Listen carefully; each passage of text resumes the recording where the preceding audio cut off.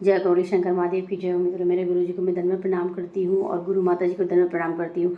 तो आज का जो मेरा विषय है कि बहुत सारे लोग ऐसा पूछ रहे थे और गुरु जी से और भी गुरुओं को देखो लोग ट्रोल करते हैं कि बहुत सारी चीज़ें पूछते हैं कि वो लग्जरी लाइफ क्यों जीते हैं। तो और भी गुरु लोग हैं वो तो सिर्फ पैसों पे मरते हैं और अपनी ख्वाहिशें पूरी करते हैं। लेकिन हमारे गुरु जी को देखो जो पहले भी ऐसे थे कि मेन पॉइंट तो ये है कि गुरु जी ही लग्जरी लाइफ क्यों जी रहे और लग्जरी कार से क्यों चल रहे हैं। देखो, अगर मैं बोलूँ कि वो ऑल्टो कार से चले, कि जैसे कि अभी एक न्यूज़ रिपोर्टर ने भी बोला कि आप बड़ी बड़ी कार से चलते हैं, तो देखो जब इतने सारे भक्त हो गए हैं, इतनी गुरुजी को लोग मान रहे हैं, तो पहले गुरुजी तो कहीं भी नहीं जाते थे, आपने देखा। लेकिन जब अब गुरुजी से लोग इतना जुड़ गए हैं, लोग उनको प्यार करते हैं और आश्रम सब जगह ओपन हो रहे हैं, तो अब गुरुजी को रिसेंटली एक दिन 24 घंटे के अंदर पहुंचना ही पड़ता है। तो भाई वो गुरु है ना, तो अगर वो ट्रेन में जाते हैं तो पता है कि उनके चाहने वाले बहुत लोग हैं, भीड़ लग जाएगी उतरते ही। तो पब्लिक को भी बहुत ज़्यादा, आम पब्लिक को भी बहुत ज़्यादा समस्याओं का सामना करना पड़ेगा। तो अगर जब उनकी प्राइवेट कार है, जब अगर इतना आगे बढ़ गए, प्राइवेट कार ही लेकर जाएंगे और 24 घंटे के अंदर पहुंचना पड़ेगा। अब देखो वो साधु संत हैं, तो इसका मतलब ये नहीं है कि अब वो पैदल चले। अगर पैदल चलते हैं तो वो संभवतः उस जगह तो नहीं पहुंच सकते हैं। तो कोई भी इंसान हो उनके लिए तो कार की ज़रूरत होगी। अभी अगर मैं बोलूँ कि ऑल्टो कार, तो वो ऑल्टो कार का तो देखो ज़माना चला गया है। अगर कोई इंसान अपनी मेहनत से ले रहा है तो वो तो ठीक है, वैगन आर ऑल्टो ले लेगा। लेकिन वैगन आर ऑल्टो इतनी फास्ट भी नहीं भागेगी और ना ही वो हर जगह से निकल सकती है, ठीक है। जंगल के रास्ते भी जाने पड़ते हैं। जैसे कि अभी देखो महाराष्ट्र में आपने देखा है कि जंगल की तरफ थे, तो गुरुजी कैसे जाएंगे। और उनके और भी साधक ब्राह्मण जो वहीं पे का वर्क करते हैं, उनके तरीके से रहते हैं, वही तरीके तो वहीं पे लेकर जाएंगे ना, कि वहाँ पे वो जो ब्राह्मण देवता द्वारा पूजा हो सके। वो तो अलग से नहीं कुछ बोलेंगे कि आप ऐसे करो वैसे करो। तो जो उनके ब्राह्मण देवता हैं, जो उनके साथ चलते हैं, जो उनकी सेवा करते हैं, तो वो पहले से ही उनके साथ ही चलेंगे। तो उनके लिए बड़ी गाड़ी तो चाहिए। और बड़ी गाड़ी धीरे धीरे ठीक है ना, उनको जो उनसे जुड़ जाते हैं, जिनकी श्रद्धा पूरी होती है, वो मांगते तो कुछ नहीं है, धीरे धीरे उनके लिए आती रहती। तो देखो 24 घंटे के अंदर सफ़र पूरा करके अगर किसी से मिलना है तो वो कार में ही बेचारे जाएंगे, ना कि ट्रेन में। ट्रेन में भी वो जा सकते हैं, लेकिन ट्रेन में जाएंगे तो उन्हें बहुत लोग पहचानते हैं। और फिर जब वो उतरेंगे तो आपको पता है रेलवे स्टेशन में भीड़ लग जाएगी। या कई बार हो सकता है वो ट्रेन में भी जाते होंगे, लेकिन हो सकता है संभवतः कि वो अपनी कार से ही जाते हैं।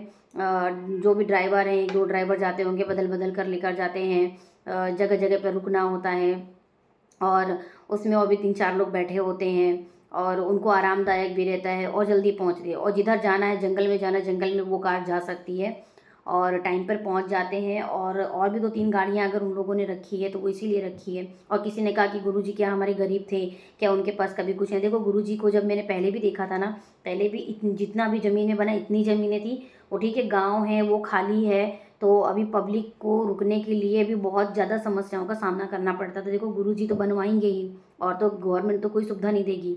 तो जिस तरह आप गवर्नमेंट मंदिर में जाते हैं तो भी इतनी सुविधा नहीं मिलती। लोग अपने पेट चलाने के लिए होटल धर्मशालाएं खोल के रखते हैं। तो गुरु जी का अपना खुद का, लेकिन इतना भी बड़ा नहीं है कि पब्लिक जितनी आती है समा पाए। तो गुरु जी की ज़मीनें थी, गुरु जी का पहले से ज़मीन बाग बगीचा था, वो बाग बगीचा काट करके वो उन्होंने और भी रहने के लिए, रुकने के लिए व्यवस्था बनाई है। अभी भी व्यवस्था बहुत इनफ नहीं लगती है, लेकिन ठीक है। और बहुत बड़े शहर में नहीं है, शहर से आउट ऑफ जंगल में है, मीन्स खेत में है। अभी भी उस जगह पे रोड नहीं है, जाने में बहुत समस्याओं का सामना करना पड़ता है, पर धीरे धीरे विकास हो रहा है। और उनके पास पहले से ही ज़मीन थी, उन्होंने धीरे धीरे सब चालू किया है और वो कोई रोड में पहले से ही नहीं थे। और दूसरी बात कि जब उन्होंने चालू किया था तब थोड़ा थोड़ा यूट्यूब से ही सब चल रहा था। अब तो धीरे धीरे अब जैसी पब्लिक बढ़ेगी तो वैसे वैसे तो फिर उनके जो कामकाज है वो तो बढ़ेगा ही, है ना। कैमरामैन है, अभी सब यूट्यूब है, प्रोफेशनली चैनल है, सब हो गया ताकि सबको सुविधाएं एकदम इजीली मिल सके।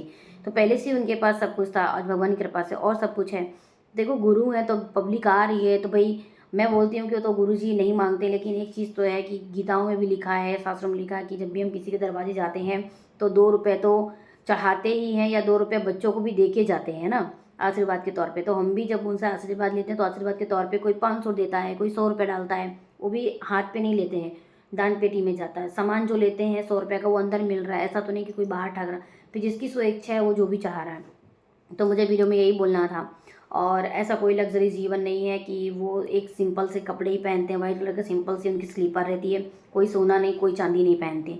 बट जो है उन्होंने सुविधा जो बनाई है, अगर हम बोलते हैं कि जब हम बारिश के टाइम पे जाते हैं, आज भी हमें बहुत समस्याओं का सामना करना पड़ता है, जगह बहुत छोटी पड़ती है, लेकिन फिर भी सब लोग आ जाते हैं, एडजस्ट करते हैं। इतना अच्छा उन्होंने व्यवस्था बना कर रखी हुई है कि कोई एक दूसरे को धक्का मुक्की नहीं मारता है, बहुत व्यवस्थित तरीके से खाना मिलता है, स्वादिष्ट मिलता है, सब कुछ अच्छा होता है। लेकिन कुछ लोग तो बारिश में भीग भी रहे होते हैं, तो इतना कुछ लग्जरी जैसा नहीं है, लेकिन भक्तों के लिए इतना बहुत ज़रूरी भी है।